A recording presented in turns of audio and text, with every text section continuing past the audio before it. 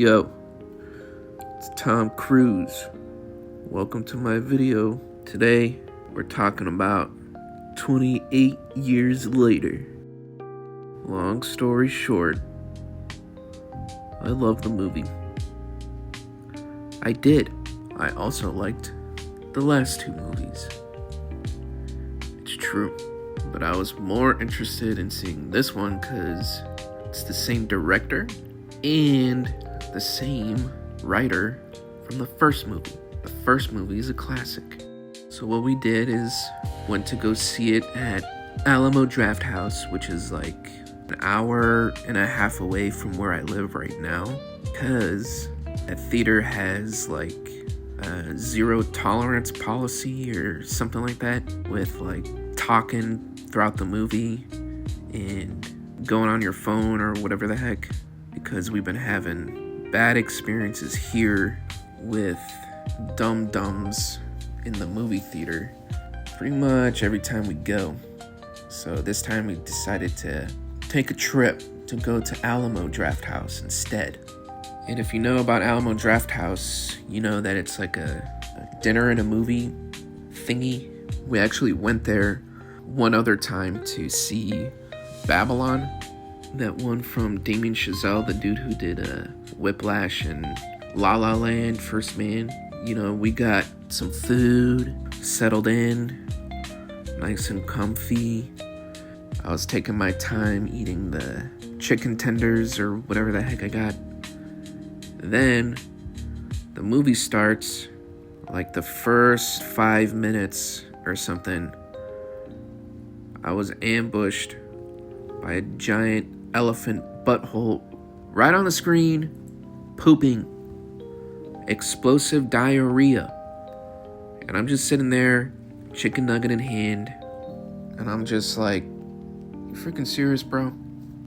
So this time I figured, well, we're gonna be watching a zombie movie, so there might be something gross happening within the first 5 minutes.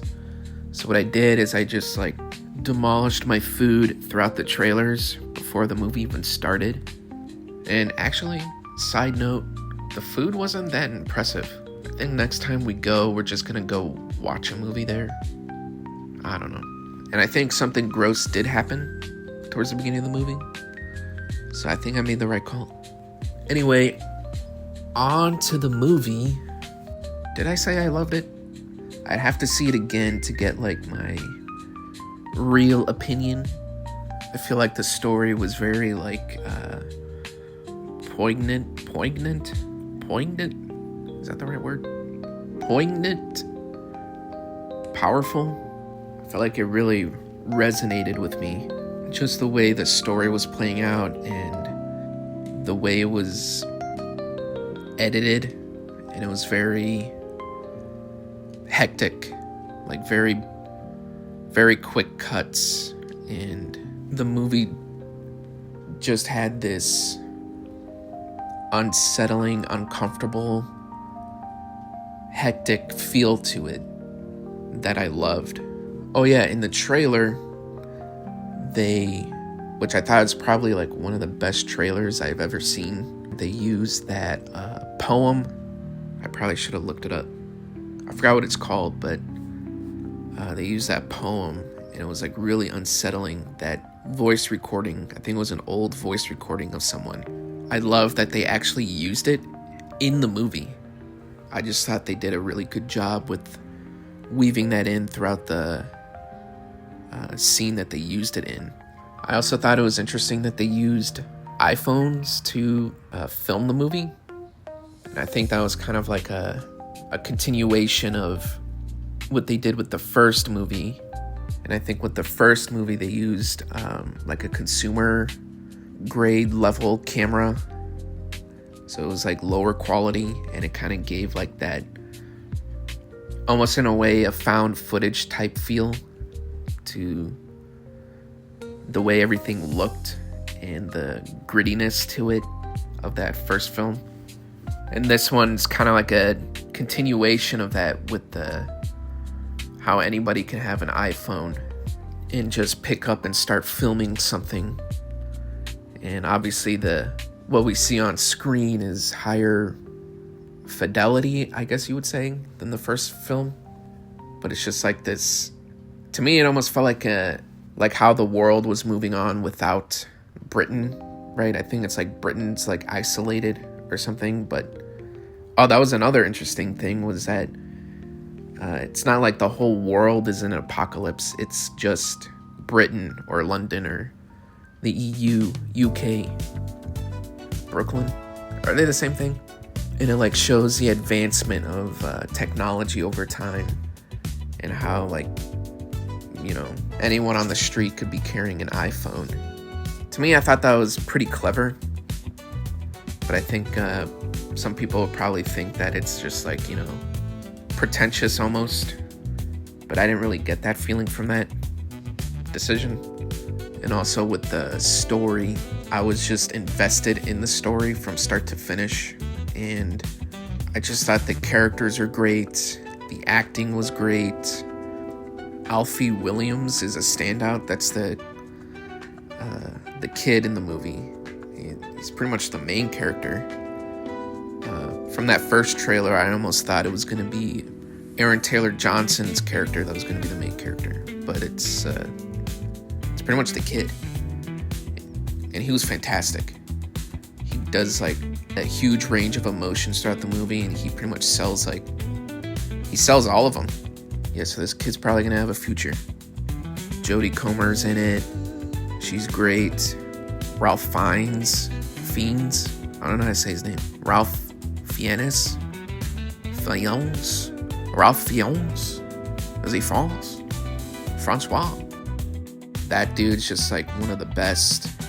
He's great. And to me, the story was kind of like this exploration of this radical acceptance of things that are out of your control, like sickness and death, and no matter how hard you try to take control of things like that, they're just not things that you can control.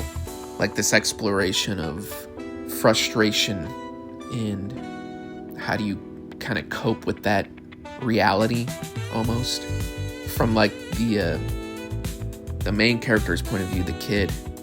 What's his name? Spike. It's almost kind of like growing, like a coming of age story, right? Where he kind of has this almost idealistic view of his father and other adults, and realizing that people aren't perfect, and maybe these people who you looked up to aren't exactly what you thought. And I think that also ties into that first thing I was talking about with the accepting things that are out of your control, where it's like as you're growing up, you're realizing this reality that kind of your parents protect you from almost when you're a kid.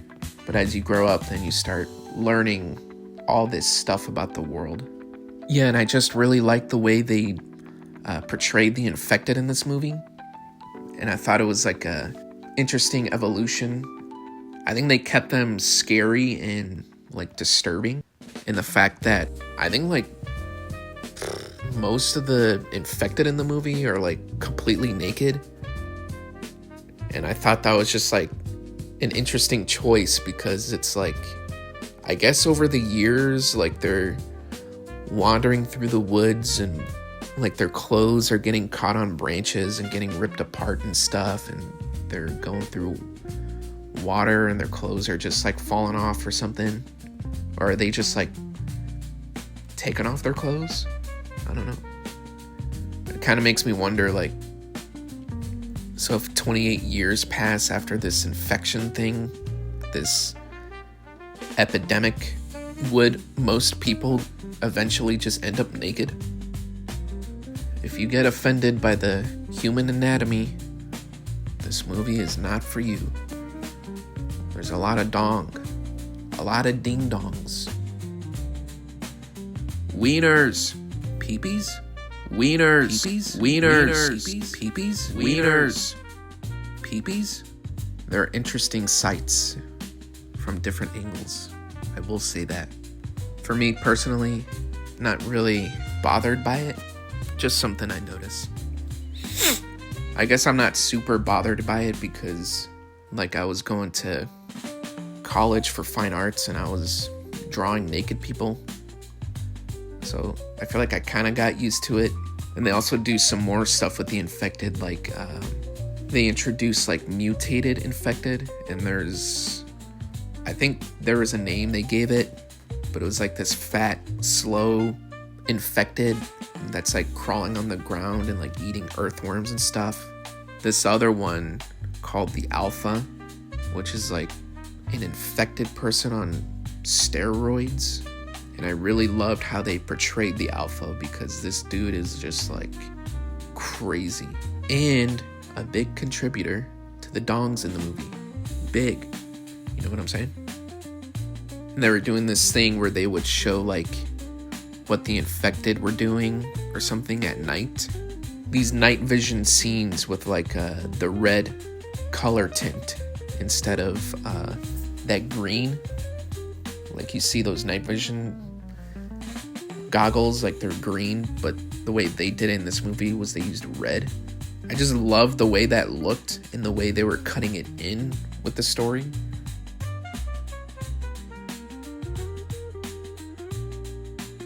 So there's like that whole thing in the first half or something. The kid's dad, Spike's dad, takes him out onto the mainland from the island. Yeah, so they have the island where they got like their settlement, living their life over there. And then they have this walkway that goes straight to the mainland where the infected are. The dad takes the kid, Spike, to go hunting infected to show that he's like a man or something or growing up, whatever.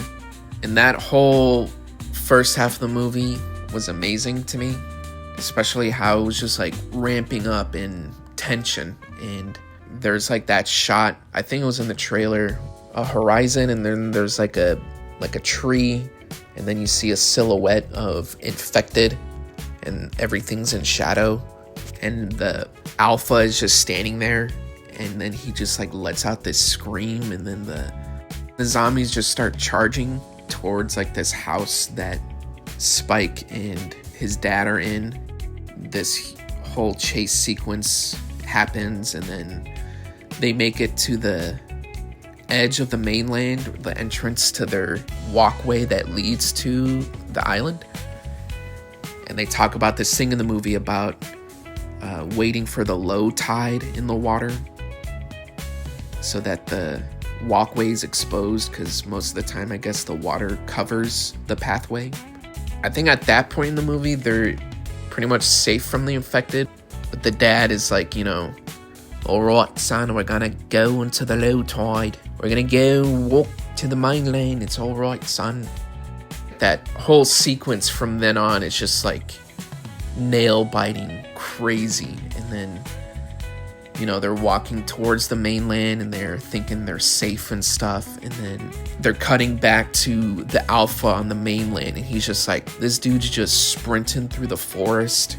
The sound design and the sound mixing is just like coming in full force, and his footsteps are just hitting the dirt, shaking the theater.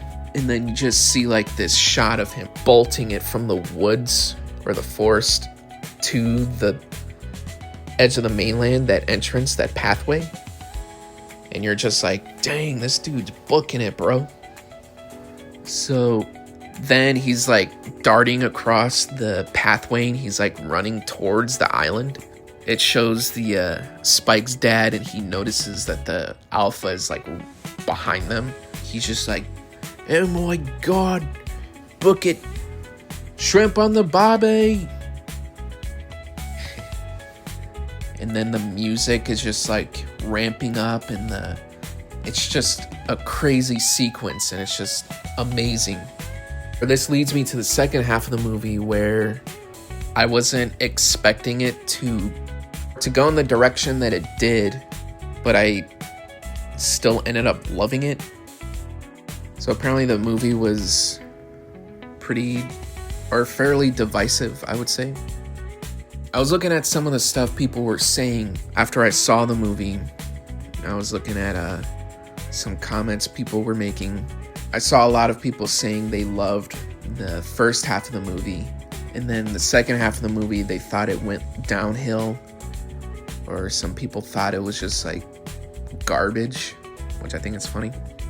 But for me, honestly, I loved the whole movie. It never felt like it was going downhill for me. One of the things I agree with is that ending of that first half of the movie with the Alpha chasing the main characters to the island. After that point, the movie doesn't reach that level of intensity, but I don't view that as a criticism in my book. To me, that's not a bad thing. There's definitely intense sequences throughout the film after that halfway point, but they're not at that same level as that scene with the Alpha in the first half. To me, that didn't bother me at all. I loved the way the story was evolving or unfolding.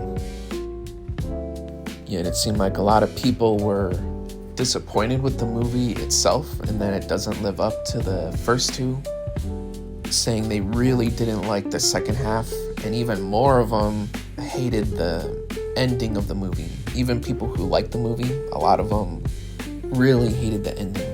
And I remember when I was watching the ending, I was just thinking to myself, man, people are gonna hate this.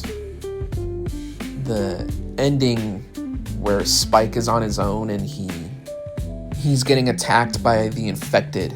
He gets cornered, and this very British fellow, this guy Jimmy, shows up with his gang of people, and they kind of look like riffraff, and he's actually the same character from the beginning of the movie. And then they jump in and save Spike from the infected.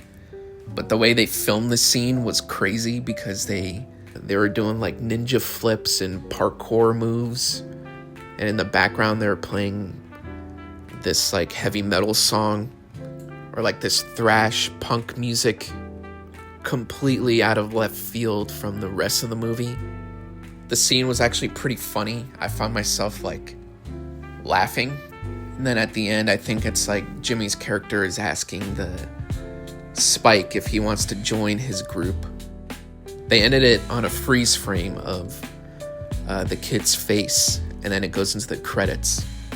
And I was just thinking to myself, like, that was, what the heck did I just watch?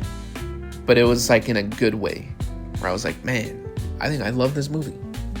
But yeah, that was the scene that a lot of people were turned off from. It's one of those decisions in a movie from filmmakers.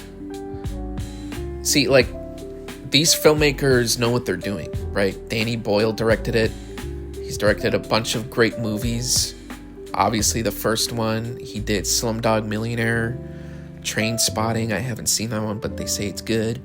Alex Garland wrote the first movie. He also wrote that Dread movie, that one with Carl Urban, and he also has been writing and directing a whole bunch of other movies like the Ex Machina, the Annihilation, that Civil War movie. I haven't seen that one yet. So these people know what they're doing, right? And this is one of those decisions, like to end your movie like that. There is obviously a reason that they did that, right? It wasn't just like a decision from people who don't know what they're doing. Like, there was purpose to it. You know what I mean? And I was reading some comments after the movie where people were saying that the way it ended wasn't what really happened. And maybe what we saw was just like a heightened version of what Spike saw. Like, we were looking at this action scene through the lens of a child. It was almost kind of like a callback to earlier in the movie when I think he was going to go out to do the hunting thing with his dad. Towards the beginning of the movie, he picked up his Power Rangers toy and he was like lingering on it, and I think he decided to take it. So it was almost like he was looking at this Power Rangers scene from these wacky people. and people were saying it seemed like they were more interested in setting up the sequel with the ending, which is kind of funny because when I saw this movie, I had no idea they were making sequels. Apparently, they're supposed to make 2 more, and the second one is already filmed. What? I had no idea. I didn't look up anything about the movie beforehand. So when it ended like that, I just figured that was the movie. That was it. And I didn't feel like I got shortchanged or anything. But now it makes me realize that, oh, so that's why some of the stuff didn't feel completely finished. Like that newborn baby that was born from the infected, and obviously the introduction of this Jimmy character. He's apparently going to be a big part in the sequel. So when I first saw the ending, I was like, this is great. One of the things I get a kick out of is just looking at, like, when I start realizing a movie that I love is like controversial in some way or divisive or whatever. I like reading the reviews. I mean, you like the movie, whatever you like, obviously, but I mean, it's okay to be wrong. My opinions are the right ones. So I took some screenshots from reviews that I saw. This dude gave it a 1 star out of 10, but they said they would give it 0 stars. He's like, this is the first review I've ever made for a movie. If I could give 0 stars, I would. All these 4 or 5 star reviews have clearly never seen the other 28 films, or are just AI replies made by the director. The other 28 films? That's a lot. The movie was so bad a couple had a full-on argument and cops called in the parking lot.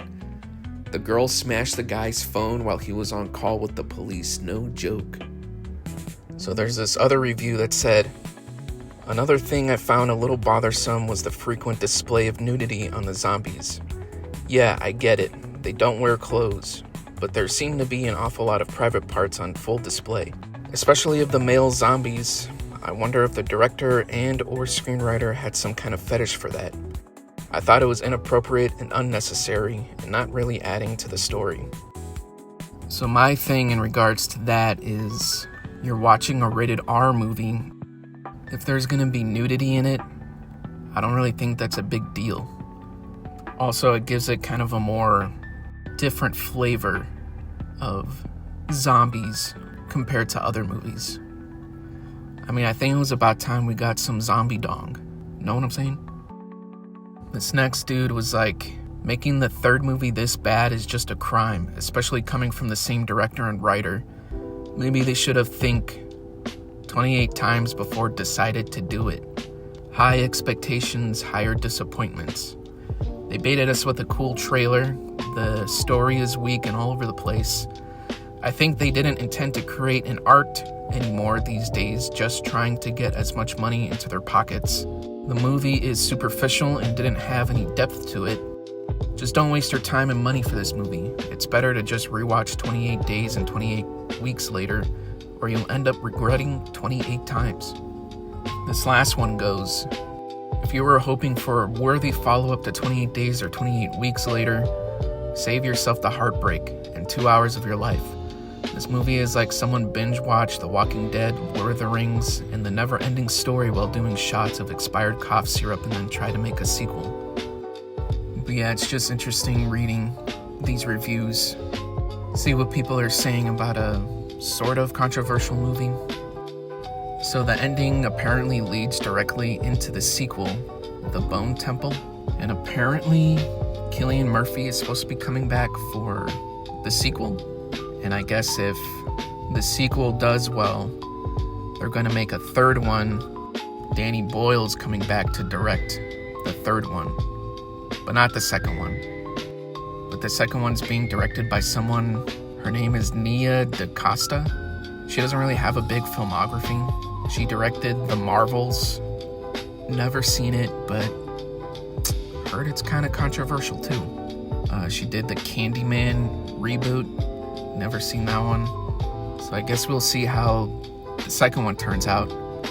And I pretty much trust Alex Garland because he hasn't made a movie I haven't liked. So I'm sure if the director has a good script to work with, the second one will turn out just fine. And they just came out with a trailer for the second one. Looks pretty good. So that's pretty much all I got for today. So until next time.